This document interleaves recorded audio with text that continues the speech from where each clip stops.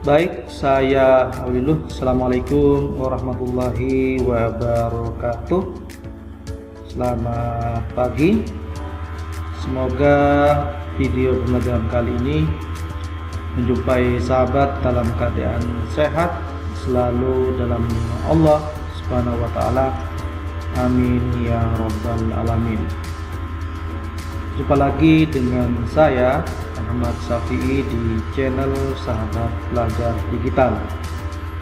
Jangan lupa untuk subscribe, like, komen, dan share. Baik sahabat sekalian, pada kesempatan pagi hari ini kita masih pada pelajaran dasar-dasar manajemen perkantoran dan layanan bisnis, elemen 2, materi ketiga.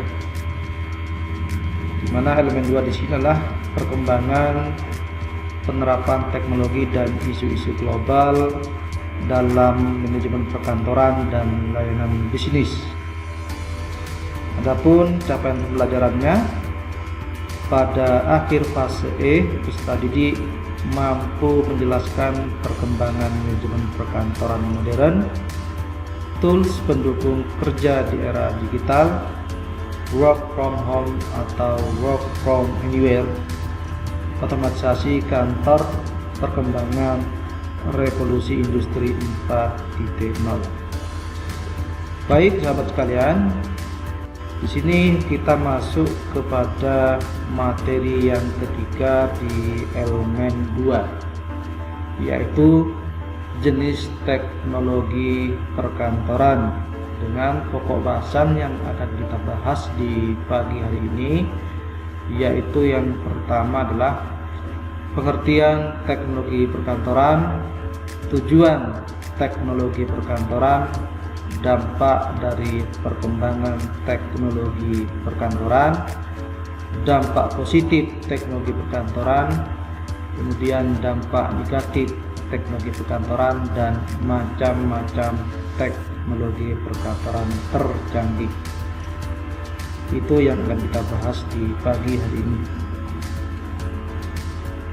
Baik sahabat sekalian, selanjutnya kita masuk pada materi yang pertama, yaitu pengertian teknologi perkantoran. Sebagai perkembangan zaman, semakin canggih teknologi, tentu kita juga tidak akan luput dari dampaknya, apalagi terhadap perkembangan bisnis. Tentu tidak asing lagi dengan kata teknologi perkantoran. Jadi kita akan berbagi atau mempelajari pengetahuan mengenai teknologi perkantoran. Yang pertama adalah pengertian teknologi perkantoran. Teknologi perkantoran ialah alat atau media yang digunakan sebagai pendukung sebuah aktivitas atau pekerjaan yang meliputi bagaimana proses mencatat, menghimpun, mengolah, memperbanyak, mengirim dan menyimpan bahan-bahan keterangan secara efisien dengan menggunakan mesin-mesin. Oleh karena itu, perlu sekali mengenal tentang jenis mesin untuk kegiatan di bidang perkantoran, dan sekaligus bagaimana cara menggunakan teknologi tersebut. Itu sahabat sekalian pengertian tentang teknologi perkantoran. Selanjutnya, apa tujuan dari teknologi perkantoran?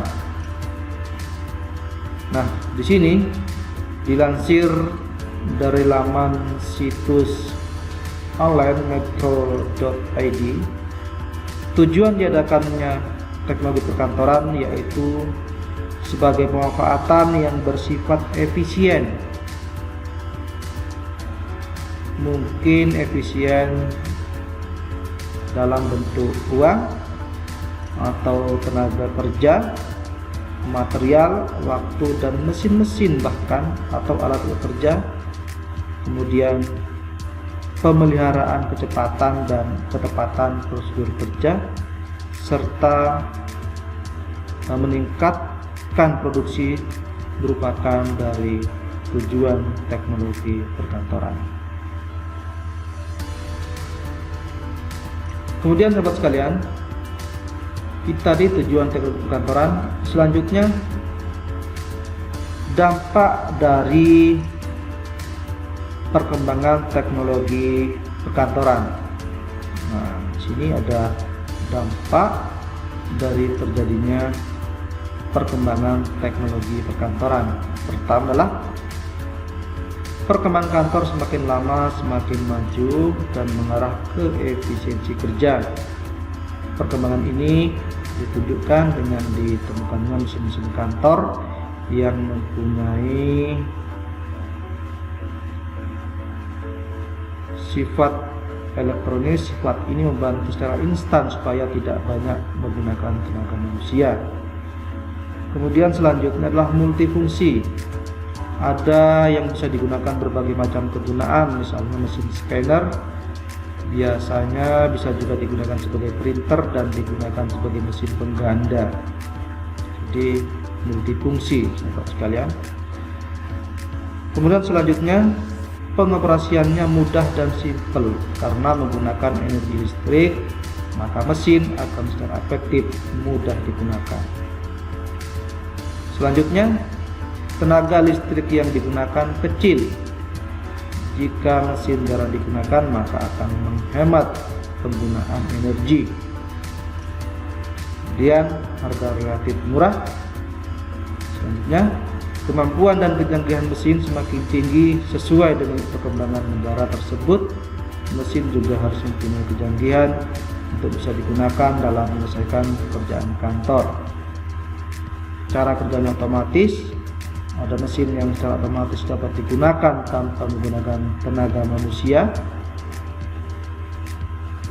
Kemudian dampak dari perkembangan teknologi perkantoran selain berpengaruh terhadap efisiensi kerja, perkembangan mesin kantor juga mempunyai dampak positif dan dampak negatif. Apa dampak positif dari teknologi perkantoran? Itu terbagi menjadi 3, yaitu yang pertama adalah, ini maksudnya yang pertama, sumber daya manusia, kemudian berdampak pada prosedur kerja, dan yang ketiga berdampak pada hasil kerjanya. Nah, apa saja dampaknya terhadap sumber daya manusia?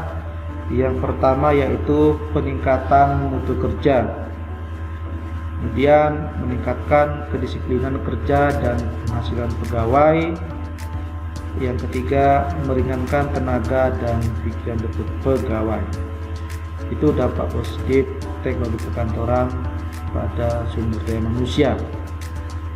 Kemudian dampak positif teknologi perkantoran pada prosedur kerja, yaitu mempercepat dan mempermudah penyelesaian pekerjaan, memperlancar pekerjaan, menyederhanakan prosedur kerja yang sudah ada. Selanjutnya, dampak positif terhadap hasil kerja, yaitu meningkatkan kualitas dan mutu hasil pekerjaan kantor, memperoleh bentuk, ukuran, dan jenis hasil pekerjaan kantor yang sama, kemudian mempertinggi jumlah hasil pekerjaan. Itu sahabat sekalian dampak positif dari teknologi perkantoran. Selanjutnya, apa saja dampak negatif teknologi perkantoran? Yang pertama adalah keterbatasan sumber daya manusia (SDM) yang dapat mengakibatkan pengangguran. Kemudian pemeliharaan mesin yang memerlukan biaya, menimbulkan rasa ketergantungan terhadap mesin, mengganti dan merubah metode yang sudah ada, kesulitan untuk mencari tenaga kerja yang memiliki keterampilan tertentu. Itu beberapa dampak negatif dari teknologi perkantoran. Selanjutnya, apa saja macam-macam teknologi perkantoran tercanggih? Itu ada mesin 3D, metal printing, artificial intelligence (AI), kemudian cooling, neural network, sensing city atau kota yang bisa merasakan, artificial intelligence alias NGO buatan, material quantum leap, perfect online privasi alias privasi online yang sempurna, zero carbon natural gas atau gas alami tanpa emisi karbon, genetic fortune telling alias pembacaan ramalan genetika, bubble fish, augmented reality, interactive software, virtual reality, aplikasi pintar dan analisis, microchip, teknologi perkantoran terbaru dari Swedia, topi anti kantuk, smart shoes, mesin pelipat pakaian, sendal dengan penggerak otomatis, blockchain, digital twin, pengambil keputusan bisnis, admin virtual, perangkat pintar, panduan komputasi cloud edge. Nah, itu adalah macam-macam teknologi perkantoran tercanggih. Penasaran dengan apa itu mesin 3D metal printing, kemudian artificial intelligence, dan seterusnya? Silakan sahabat sekalian explore ya, dari sumber-sumber, bisa dari buku, internet, dan lain sebagainya. Selanjutnya,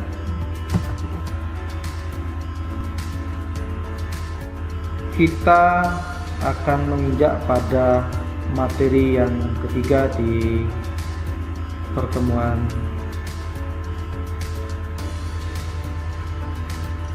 baik. Itu yang dapat saya sampaikan di materi ketiga pada elemen 2. Semoga apa yang kita bahas di pagi hari ini bisa kita pahami dengan baik. Sekian dari saya, kurang dan lebihnya mohon maaf. Jangan lupa untuk subscribe, like, komen, dan share. Terima kasih. Saya akhiri.